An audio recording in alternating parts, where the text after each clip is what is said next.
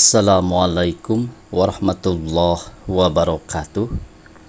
Pemirsa di mana saja Anda berada, selamat berjumpa kembali dengan channel YouTube Insan Dongeng. Pada malam ini saya Bang Elgi akan melanjutkan dongeng Indonesia Surapati bagian ke-23. Terima kasih kepada semua subscriber yang selalu setia mengikuti. Selamat mendengarkan.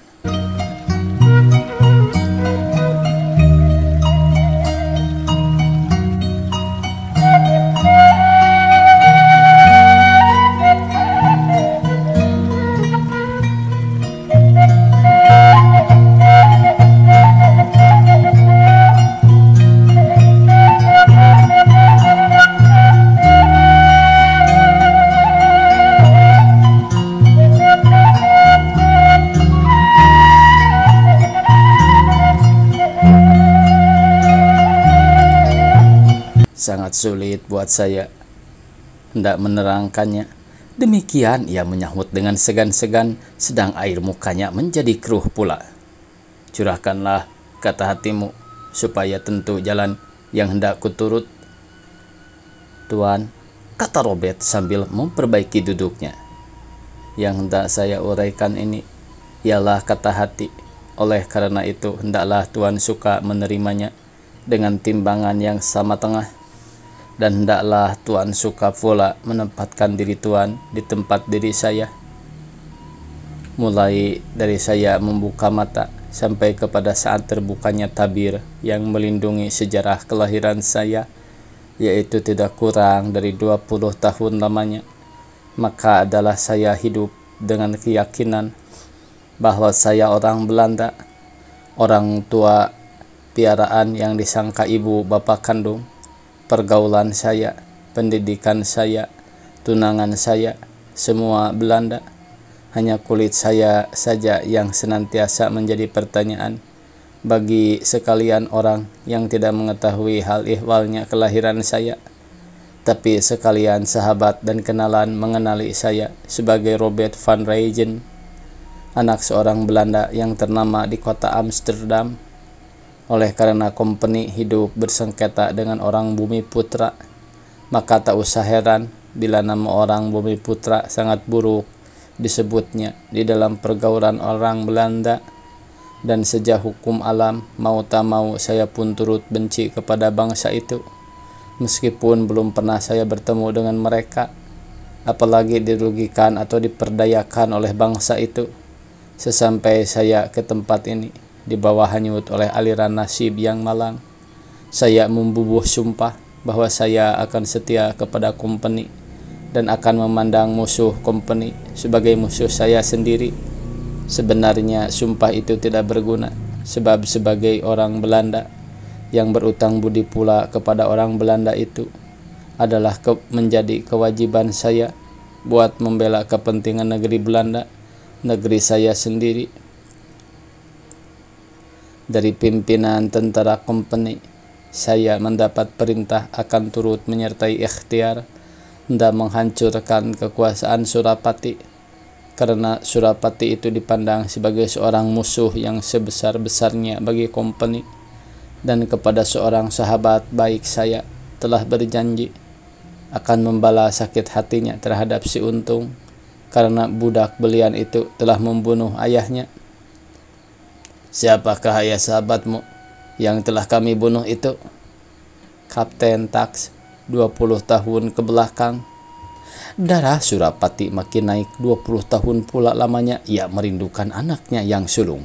Sekarang berjumpalah ia dengan dia, tapi dalam keadaan yang tidak disangka-sangka. Kapten Tak itu gugur di dalam pertempuran waktu ia bertindak hendak menangkap Surapati. Tapi meskipun demikian, anak kandung Surapati masih memilih pihak penyerang, dan anak itu telah berterang-terang pula memutuskan segala tali kekeluargaan dengan ayahnya. Tapi sebelum mengambil sesuatu keputusan, Surapati mencoba menanyakan lagi. Lalu berkatalah ia, "Sekali lagi, tidakkah ada sesuatu suara dalam kalbumu? Tidakkah menggetar tali sukma pada rangkaian jantungmu?" yang berseru memanggil ayah yang menjadikan engkau? Mungkin ada, tapi yang terdengar oleh saya hanyalah ratap tangis ibuku saja. Mungkin karena asuhan Belanda yang saya telah terima.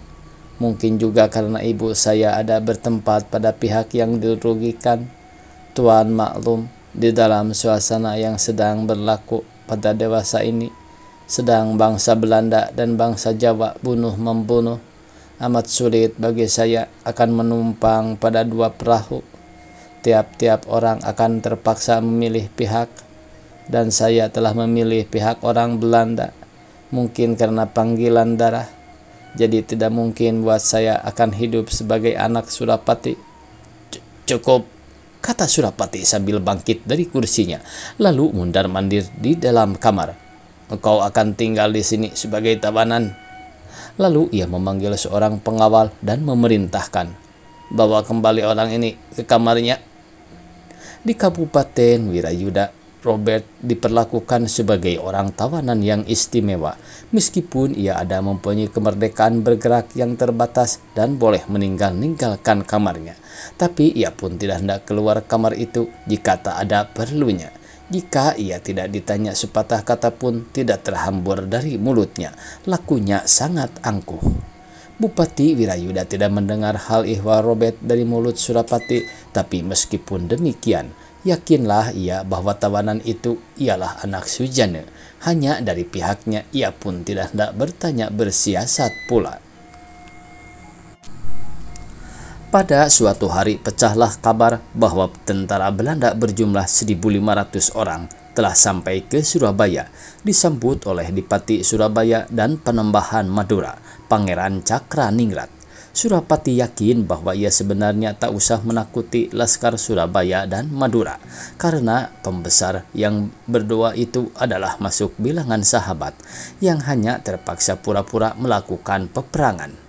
Namun setelah Sunan Mas masuk Pasuruan, maka dari pihak Pangeran Cakraningrat telah ada kabar bahwa pasukan yang tampil di bawah perintah Sunan itu akan dipandangnya sebagai musuh sejati. Hal itu agak membawa kesulitan bagi Surapati.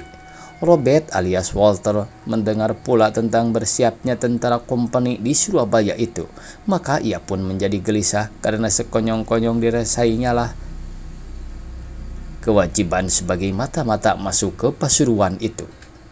Namun, apakah dayanya? Ia telah menjadi tawanan. Kemungkinan hendak lari tak ada sama sekali dari Kabupaten Kediri. Ia telah dipindahkan ke Keraton Pasuruan, tempat kediaman Surapati sendiri. Robert mendengar pula bahwa ada utusan dari Dipati Surabaya yang datang ke Keraton Pasuruan. Padahal Dipati tersebut sekutu Belanda. Apa maksudnya datang ke Surapati? Surapati sibuk mengatur siasatnya. Tidak puas-puasnya ia memandang pada sebuah peta daerah yang terletak di mukanya. Dari Surabaya datang kabar yang menyatakan bahwa atas kehendak Pangeran Cakraningrat, penyerangan Pasuruan itu oleh kompeni tidak dilakukan pada bulan Timbul. Jadi waktu yang terluang tidaklah panjang lagi. Sebelum musuh masuk, pertahanan harus siap. Maka Surapati memberi tanda-tanda pada peta daerah pemerintahannya di mana laskarnya harus bersedia menantikan kedatangan musuh. Sesudah itu bangkitlah ia lalu berjalan mondar-mandir ke seluruh kamar. Maka berkatalah ia dalam hatinya, tidak dapat dilalaikan lagi sekarang. Pada saat ini haruslah ada keputusan. Apakah saya boleh mengharapkan bantuan anak sulungku ataukah tidak? Maka masuklah ia ke dalam mendapatkan Raden Gusik, lalu berkata, penting benar rundingan yang hendak Kanda bawa kepada Adinda. Sampailah kita kepada masa yang akan menentukan kesudahannya daerah pemerintahan Kanda ini. Oleh karena itu, Kanda hendak menyelesaikan dahulu segala sesuatunya yang berhubung dengan hal rumah tangga kita. Setelah duduk di atas bangku beleduk bergandengan dengan Raden Gusik, istrinya, maka berkata pulalah Surapati, sampai kepada saat ini, si Robert masih tetap pada pendiriannya. Ia lebih suka ia tinggal menjadi tawanan Surapati daripada menempatkan dirinya sebagai anak ayahnya. Di dalam hal serupa ini, tak dapat lagi Kanda berlalai-lalai. Kepentingan kerajaan dan rakyatnya harus Kanda utamakan. Tiap-tiap mata-mata musuh yang ada di dalam kerajaan itu ada berbahaya. Jika ia dapat meloloskan diri, terancamlah siasat yang sedang Kanda rancangkan. Di dalam segala kesulitan adalah Adinda membantu memerangi jalan yang harus Kanda tempuh. Sekarang Kanda hendak meminta pikiran Adinda. Si Walter telah dapat masuk menyelundup ke dalam kerajaan Kanda sebagai mata-mata musuh. Oleh karena peperangan telah ada di muka kita, hanya satu-satunya jalan yang terbuka untuk mata-mata itu, ia harus dibunuh. Raden Gusik terperanjat mendengarkan kata-kata suaminya yang penghabisan itu. Makin gelisah ia melihat air muka Surapati yang sangat dikenalinya. Kulit keningnya telah mengkerut, alis matanya bertaut, gigi mengatup, sedang matanya bagaikan hendak memancarkan api. Itulah tanda bahwa Surapati telah mengambil suatu keputusan dan tidak mudah akan membawanya ke jalan lain.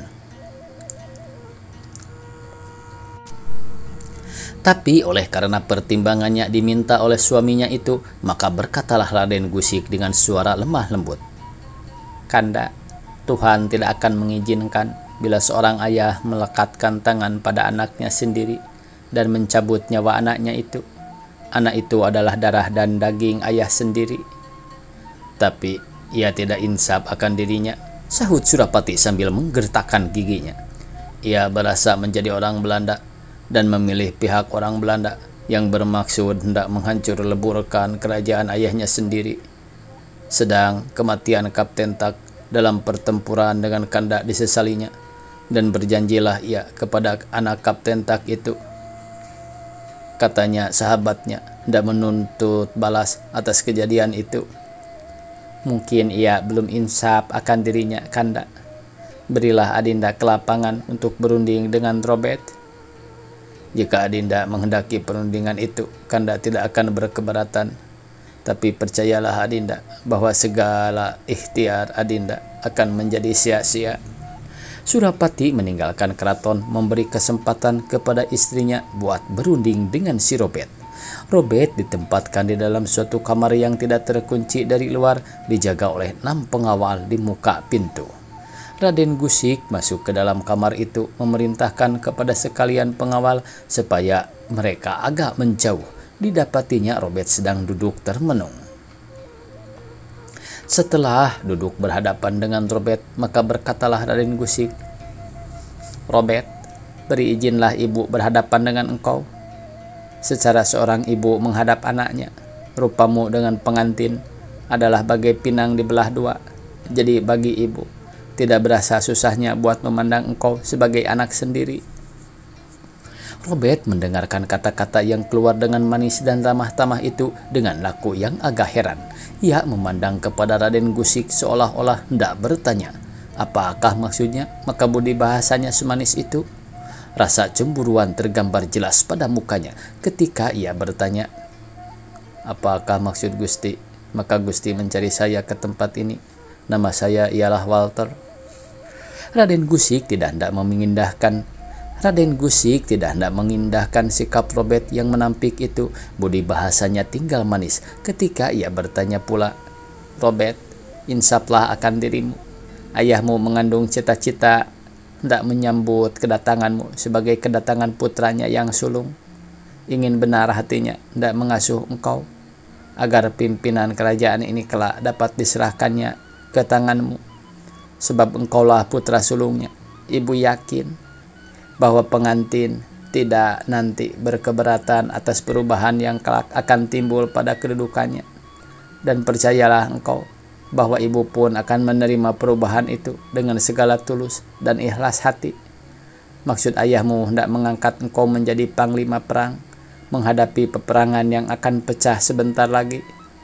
Ketiga, adikmu akan menjadi ajudan padamu." Robert mendengarkan uraian itu dengan gelisah, maka pada saat itu gembiralah hatinya, bagaikan gelap rasa pemandangan karena tak kuat menahan nafsu. Bermimpikah ia? Dari tingkatan kopral, ia akan dinaikkan menjadi panglima perang yang akan menguasai seluruh tentara Surapati. Dan ia akan disuruh pula mempertahankan suatu kerajaan yang di hari kemudian akan diserahkan ke tangannya buat diperintah. Lama benar ia termenung memikir-mikirkan hal itu. Air mukanya yang keruh berangsur-angsur menjadi jernih, bahkan membayangkan rasa harap-harapan pada wajahnya. Sedang bibirnya menyeringai memperlihatkan senyum. Lalu bangkitlah ia dari kursi dan berjalan mondar-mandir sepenuh kamar. Raden Gusik membiarkannya. Tahulah ia bahwa Robert sedang melakukan perjuangan di dalam kalabunya, sedang menempatkan dirinya pada kedudukan yang dijanjikan itu. Ia akan berperang memimpin Laskar Surapati yang masyhur namanya itu. Laskar itu akan mempertahankan kerajaan daripada serangan musuh. Robert tiba-tiba bertanya, "Jadi kehendak Surapati haruslah saya memimpin laskarnya melawan Laskar Belanda, bangsa saya sendiri?" "Bangsamu sendiri? Engkau keliru, Robert. Bangsamu ialah bangsa ayahmu, bangsa Jawa." Robert tidak menyahut. Ia meneruskan berjalan mondar-mandir di dalam kamar makin cepat dari semua. Maka Raden Gusik berkata pula, "Tempatmu ialah di samping ayahmu, Robert, di muka rakyatmu. Adalah pekerjaan yang lebih mulia daripada yang disediakan untukmu. Di hari kemudian engkau akan memerintah kerajaan ini. Engkau akan disuruh menyentosakan rakyat, mengekalkan kemerdekaan penuh yang telah dapat dipertahankan oleh kerajaan ini daripada pengaruh bangsa asing. Apakah lagi yang engkau pikirkan?" Robert berhenti berjalan, lalu berpaling kepada Raden Gusik selaku orang yang telah hilang kesabaran. Maka berkatalah ia dengan nafsu, "Yang saya pikirkan ialah betapa jadinya jika saya berkhianat terhadap bangsaku, terhadap benderaku, jika saya melanggar sumpah yang telah saya lahirkan. Dapatkah saya menyentosakan hidup rakyat yang tidak saya kenal, yang tidak menarik hati saya? Bukan saya benci kepada bangsa ini, tapi dia, mustahil kebatinan kami akan dapat terpadu menjadi satu." Raden Gusik mulai merasa kecewa lalu bertanya, "Apakah negeri yang kau sangka tanah airmu itu telah berbuat jasa atas dirimu? Hanya pangkat kopral yang mereka berikan kepadamu, meskipun ilmu pengetahuanmu tidak kelindungan daripada ilmu pengetahuan orang-orang Belanda yang berpangkat tinggi. Sebab kulitmu berwarna, lihatlah keadaan ayahmu sendiri selama ayah hidup di tangan orang Belanda, yaitu sampai ia menjadi balig. Maka pangkat yang diberikan kepada ayahmu hanyalah pangkat budak. Sudahlah, Robert, putuskanlah segala perhubungan dengan mereka itu. Gantilah pakaian kopralmu dengan pakaian kebesaran yang ditentukan untuk panglima perang. Segeralah menghunus pedang, menegakkan keadilan. Kembalilah engkau menjadi orang Jawa yang berkewajiban mengusir segala orang asing yang hendak menguasainya, hendak menciptakan menjadi budak belian. Hari esok ayahmu hendak ke Bangil, menantikan musuh yang hendak menyerang kerajaan ini." Robert tinggal terpaku pada lantai. Hebatnya persambungan yang timbul dalam kalbunya. Sudah tak dapat hendak dikira-kira. Riang gembira rasa hatinya bila dipikirkannya bahwa ia akan menjadi orang besar, memimpin ratusan ribu rakyat yang menyerahkan nasib mereka ke dalam tangannya. Ia akan mendapat kesempatan buat menyentausakan kehidupan rakyat di seluruh kerajaan, dan akan berkuasa pula lah ia kelak menghitam putihkan daerah pemerintahan itu. "Robert, segeralah engkau mengambil keputusan, sebab ku dengar ayahmu telah pulang dan kita tak banyak waktu." Demikian kata Raden Gusik setengah membujuk. Bibir Robert gemetar seolah-olah hendak mengeluarkan kata-kata, tapi mulutnya tinggal tertutup. Raden Gusik berkata pula, "Robert, musuh telah dekat. Kita tak ada waktu lagi. Bangil menantikan pemimpin yang hendak mempertahankannya." "Musuh? kata Robert dengan suara lemah lembut sambil mengeluh. Maka terbayanglah serdadu-serdadu Belanda dalam pemandangannya berpakaian kuning dan merah. Tanpa olehnya bendera Belanda sedang berkibar. Terdengar oleh telinganya suara opsir memberi komando. Terdengar pula olehnya lagu Wilhelmus yang mengorbankan semangat seluruh tentara. Terdengar letusan senapan. Tampak serdadu Belanda menyerang tentara Surapati. Waktunya habis pemirsa, dicukupkan sekian, semoga esok kita bisa berjumpa kembali. Billahi taufiq wal hidayah, wassalamualaikum warahmatullahi wabarakatuh.